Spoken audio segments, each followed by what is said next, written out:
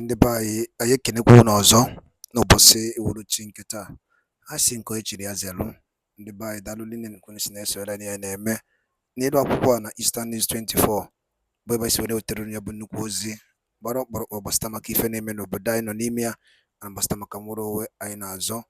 Dịka o si dị, ya bụ ya wetara unu bụ ndị a bụ nnukwu ife maka o nwere okwu anyị kwuburu oge gara aga na ana Igbo ya adịrịrị na ihe ọbụla onye Igbo chọrọ na ya eweta ya bụ nke ọma, no matter what, and ana Igbo ya adị mma, no matter mkpọgbu ọbụla a na-eme anyị n'obodo a, ana Igbo ya akwụdorịrị ife anyị kwuburu n'oge gara aga. Dịka o si dị, o nwere ya ewetara n'ụbọchị nke taa anyị chọkwu ntụnye ya bụ ife alụ ge ya bụ ife unu ga-esi ya bụ ife unu drọpụra your own comment na comment section biro ife iche gbasịta maka ihe ndị anyị je ga ugbu a. Ọ bụ na nke akwa n'ụbọchị izi gị isore na Eastern News 24 kabalụ ka ị like ya and subscribe and turn on your notification ka ị lapụ na-eme isi any of our update dịka anyị na-drop ya n'elu akwụkwọ na Eastern News 24. All right, over to you, sir. Senegal, a West African French-speaking country, has now had a new president and the youngest since 1960, since it got its independence. Bassirou Diomaye Faye, a left-wing Pan-Africanist, was sworn in today in an event attended by some African leaders, including our president, Bola Tinubu.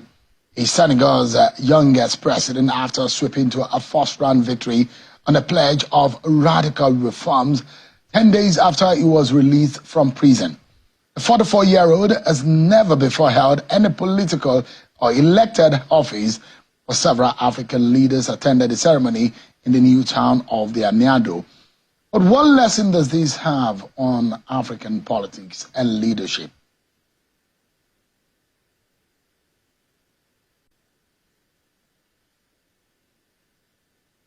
Let's get some perspectives on the lessons for Nigeria's politics, political participation, especially for young persons. So it doesn't mean that Mr. Faye just started yesterday. He must have been thinking about having a vision and a dream of wanting to become the leader of that country. Now he has it on his hands now.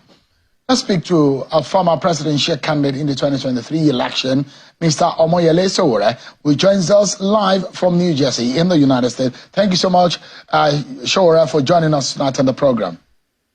Thank you for bringing me. And I guess you are really acclimatizing and getting to be with your family properly. You've been away from them for quite a while, isn't it? Yes, it's been 5 years I've been away from my wife and kids. So yes, acclimatizing, yes, but getting used to cold, a challenge. You can't eat your cake and have it. You said you'll be coming back to Nigeria, that the struggle continues in some of the video that I saw that surfaced online. So you enjoy the good temperature here, or you keep up with the cold there in New Jersey. You pick one. But thank you so much, Sowore, for joining us today. Let's talk about Mr. Faye, who has now become Senegal's new president. What is your view, first and foremost, about this transition in Senegal? Well, it's important to mention that when Africans were yearning for independence, they actually went for very young, vibrant people. And the question we keep asking ourselves is, at what point did we lose that ability to have young people, vibrant, intelligent young people, lead the African continent? And you would notice that this happened as a result of colonialism. The colonial masters weren't too comfortable with young, vibrant, radical African leaders.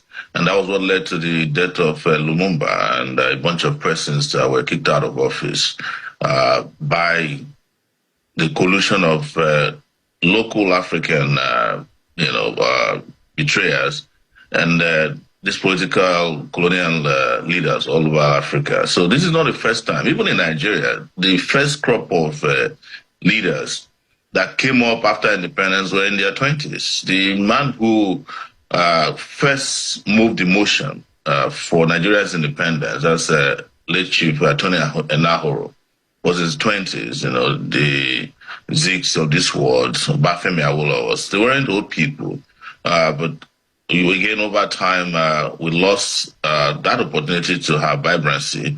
And that's why you see Africa the way it is today. But it's interesting that majority of the people I'm seeing there, swearing in, are the same old African leaders who would not allow the youth to have a chance. But there's a lesson to be learned from Senegal that this presidential change of baton did not happen by accident. It was through serious revolutionary struggle. You can imagine someone who came from prison 10 days before and became president of Senegal. When, as a matter of fact, the man who was there didn't want to leave, and he had postponed the election very recently to an unknown date, but he was heavily resisted, and that's how Senegal came about this. So everybody who is celebrating this must also understand that freedom comes out of struggle. So, I'm more concerned about two things. I'm talking about the politics of Senegal tonight, but not dwelling on those events. We're trying to draw lessons and inspiration from what happened and perhaps what we can glean and learn from it as a people. Political participation first and foremost. For a 44-year-old to become a president, the man has never been into any elected office before now. That is audacious. That is a lot of vision, isn't it? It is, and this was where we were coming from. When we started our political movement in 2018, and people were saying, well, you need experience. And we kept telling them, experience is not going to take you anywhere because it's experienced politicians that put Nigeria in the condition that it is today. Experienced thieves, experienced murderers, killers, corrupt people. And now you've seen it in Senegal, that you don't actually need experience. You need leaders that have vision, people who are motivated to lead their people. I must make a caveat here that until we see the performance of these particular persons who have taken over power in Senegal, we should not celebrate too quickly because we've had young people in Nigeria lead. The guy that just left Kogi is very young, and look at the way he left the state. And this is what I've always said, that my problem is not with old age. My problem is with old ideas of African leaders. They have no new ideas. And you can have some young people who live through very difficult old ideas, like the likes that we've had in Kogi, not just one, the senator from there, the governor there, and several other persons who are young people who are disgracing their youthfulness. You're not yourself a young person any longer. You've crossed the 50-year mark. So you are joining the folk that will say older folks. You look at it, what is youthfulness? What is young age? What does it have to do with active leadership? Like you mentioned, we've seen young people that have failed in leadership. And being young doesn't mean an automatic good leadership. And I'll go to some of the things that Mr. Faye has said, even before being sworn in. He had said that he's going to move past what the colonial masters' legacies are. And he said it's made some very radical and dramatic policy decisions, which in the coming days, one will see how that will affect or impact on the economy or the welfare of the people of Senegal. But then let's put some attention on young people in Nigeria. How are they able to organize, to mobilize? That is important. If young people are not able to organize and mobilize, if they spend most of their lives working in private sector, doing stuff for themselves and never thought about leadership, how then can this kind of vision come to pass, Showore? Well, there's a very important question, and this is a question I've addressed. So you must understand that Mr. Faye and his colleague set up a political party in 2014. And when he ran for election, they were thoroughly beaten. They only had one position in a local government or so in 2014. And then they kept going and came back in and then a few years later and fought, but they came third, and eventually now they've won power. So political participation is necessary. Creating political parties that are not tainted by the old is also very important. But I must insist, and I agree with you here, that just being young in numbers is not enough. You must be persons of character, you must have mission, you must have vision, and you must have will. to work for the people of your country. So, and the part about experience is also very important because you hear that from Nigerians. I know they do that for different purposes. Oh, you need experience. This guy was a tax collector. That's the best thing I've ever done. Yet he's not even known to have been an activist before now. They were just it was him and his friends in the tax sector that formed the political party. I came together and defeated the old guards. But this is not the first time in Senegal that the old guards have been defeated. That's why I said earlier that we should be careful because even the guy who was defeated, whose candidate was defeated, that's Macky Sall, was also seen as a reformer when he first came years ago. In fact, he was saying that he didn't want to spend more than 4 years in power. And then he came to power, he got used to it, and he became a terrible dictator himself. So it's very important. But when you question our young people, the question is, what are young people doing? That's the question. And young people are doing what I call tag along. They are more interested in becoming, senior special assistants to governors or senators. I have not seen that clear aspiration on the part of our young people to go and become the leaders of their country. And most of the time, it's these young people that are pulling down the few young people who are courageous enough to say it is time to turn the corner. I don't see myself as a youth anymore, but I look youthful, and I can always defend my youthfulness. But that's not the reason why I want to be president of Nigeria. It has never been the reason. It has always been that I have such a background in making sure that we fix our country, and that's what drove me into running for office first in 2018 and 2023. So this is a lesson because our young people also have a tendency to praise other young people who are making this kind of difference in other places. But when it comes to them, there's some kind of a self-sabotage. You remember in 2018, there was this law of not too young to run. And I challenged it at that time. Why would you need a law for young people to run? You take power. Nobody will give power to you, via any constitutional amendments or laws. You take power. And now, so 4 years later, how many young people has that produced in the most important sector of the country, which is the presidency?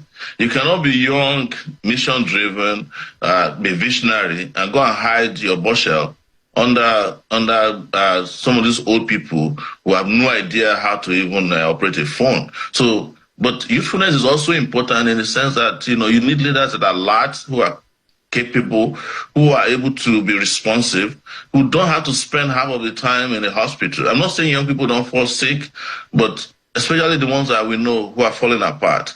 They are doing us no good in our country. And we saw that with Buhari and subsequently the man there now. I do know that old age is not a disease. Also, one thing that is important is that experience also brings a lot of benefit and profit. Tonight, we are drawing lessons from the experience of Senegal and now become the leader of that country. Let's take a quick look at some of the things, although Shore has mentioned them, but let's take a look at some of those things that are important in the lives and the profile of Mr. Faye, the president of Senegal. Yeah, he's 44 years. Yeah. Perhaps was one among a group of political opponents freed from prison 10 days before the 24 March presidential election in that country. He's never held any elected office before. He defeated Macky Sall in that election. He was almost not going to participate in election because that election was not going to happen at some point, but eventually it happened. He's a former tax inspector, which is what he's known for, that he's done for himself, apart from the fact that he joined forces his former boss or his former political mentor, who was unable to run eventually.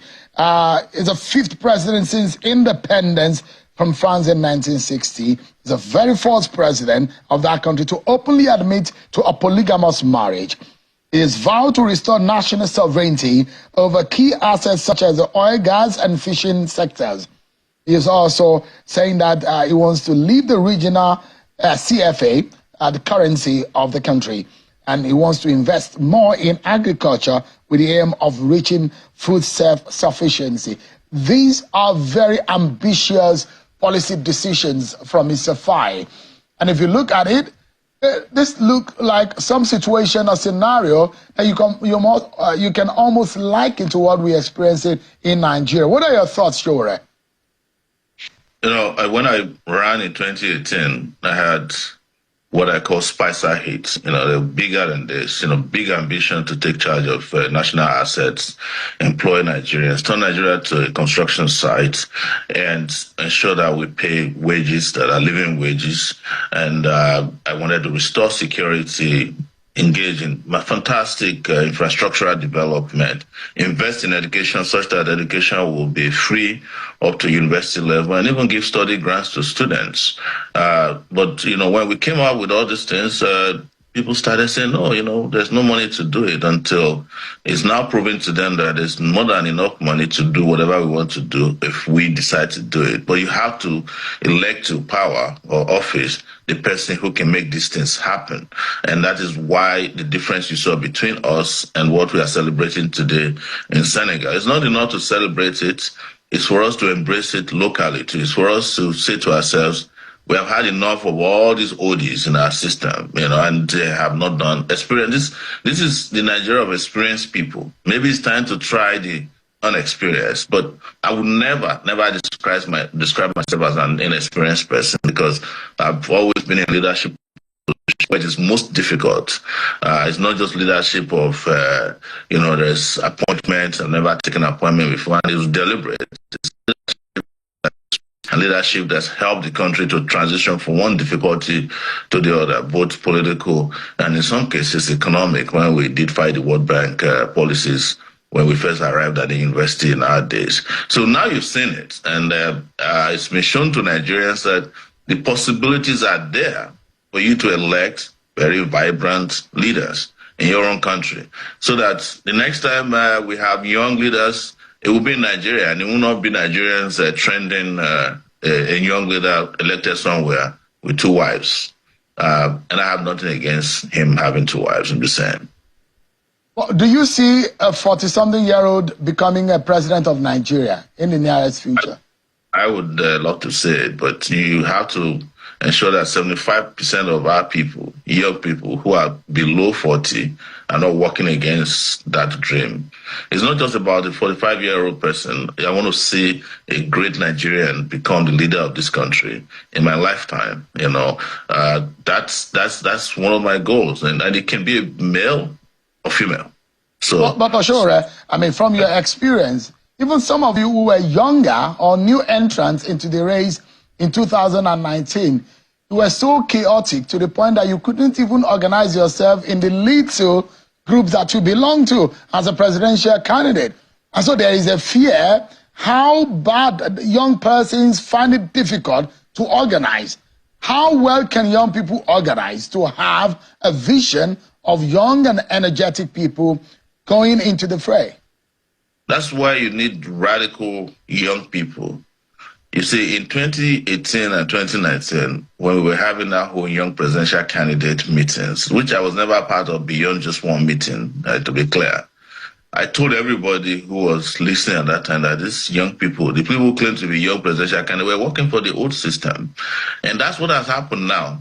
Ask yourself, where are all those young presidential candidates of 2019? They're all working as special assistants, deputy to somebody, or they were all set up by the system. And that was why the gang up was largely against me, because I stood out different from the rest of them. The only person that was around at that time, who you cannot even call young, was Kingsley Moghalu, who is still around today. Ask yourself, do you still remember their names and where they are today? I'm the only person who survived that period. I'm the only person who, after that period, went to jail. You know, I'm the only person who was able to sustain a political party and ran in 2023, even though I had like maybe one day to contest and I was going to court and I was restricted to Abuja. So that is what that's what lesson should have been learned in 2019. It's not just enough to say some people are young and running for office. Look for the best amongst them. Look for the most resilient. Look for the one that has vision, the one that is not a coward, and the one that is not playing games. if we did that in 2019, we would have been ahead of Senegal today, because I'll be doing my second term in office, and Nigeria would be such a great place today. And I mean it. If I was president in 2019, you won't have the situation that you have in your hands today. I can tell you that for free. As a way of rounding up, there is a lot of fear about whether or not a young person will join political parties, because what is evident, in fact, in the electoral numbers, there are more than 60% of young people who make up the electoral numbers in Nigeria. And if you go into the larger population, there are more young people between the age of 18 and 35 who make up the larger population of Nigeria of over 200 million. So it means one thing, that the young people are of advantage. But when it comes to voting and using that advantage, they are never nowhere to be found. So that's a big question, isn't it? An election is over, going into the next election, how do you think, for many young people who are watching tonight, how do you think that mobilization, that orientation, and that intentional calculation of participation can happen? Well, it is clear now that it is very easy to accomplish that. I am a youthful person. I won't call myself a youth, but I'm young compared to the dinosaurs who are now in politics in Nigeria. But what I'm saying is that we have a political party. We have the African Action Congress. By the way, you should change the name on your ticker. It's AAC. And that's what it did in Senegal. And what it did in Senegal didn't happen overnight. There was a protest in Senegal that was similar to NSAS. And all the young people decided to join a political party. And some of them didn't join. Some of them left even after the protest. It is that political party that matured over time. And you cannot say that you want to take power and not join political power that are revolutionary, especially when you want revolutionary power. And you cannot go and join a party that is not ready for a revolution or that's not interested. Our party, for instance, the AAC, doesn't have a youth leader because every person in the AAC is young. So the opportunities are there. But I tell you one thing, and we must be very clear about this. Now that they've seen what is going in Senegal, they will bring in more young people to create division and confusion again so that we won't be able to accomplish this. But young people must also promise, the youth, radical young people in Nigeria must come together, join one political party. If we have the numbers, we will defeat these guys even before 2027. And don't ask me how. But I will explain that because you're running out of time. I'm sure. Yeah. Omoyele Sowore, 53-year-old Omoyele Sowore, no longer a youth. A few years ago, we were saying a young candidate. But you cannot even beat it. But you're not in the league of Joe Biden, who is 81 years old, or Donald Trump, who is 77 years old. And Atiku and Peter Obi, so we are far apart. I'm 10 years younger than all the major candidates. Only myself and I think Adebayo, who is younger than myself, were in our 50s in the last elections, prominent ones. But there was also a guy who was even younger than all of us. I think he was in his 30s in the last election. But Professor Molayin. Yeah. So the opportunities are there. Vibrant young people, You said it earlier, and I want to close here, that, maybe, being old is not a disease. It's not, but it's a barrier. That's why people retire after the age of 60 and 65. All right. Thank you so much. Omoyele Sowore was a presidential candidate of the AAC in the 2023 presidential election. Thank you so much for your thought tonight. And by that only no consciousness or any name. Nirabupo. Edeke isowe gaya bife inuria the ballon the gentle lion who was in Nirabupo. No basink tata no. Ozo the kibiabo. Kefi were equal bastama ya bife and you know who was in Nirabupo. Folk would didn't open the cosi the kefi were equal bastama ya bife. Drop wire on the comment section below. Chitokwe the Eastern News 24 kaisi wene wotero no pose ya dokemba. Dano no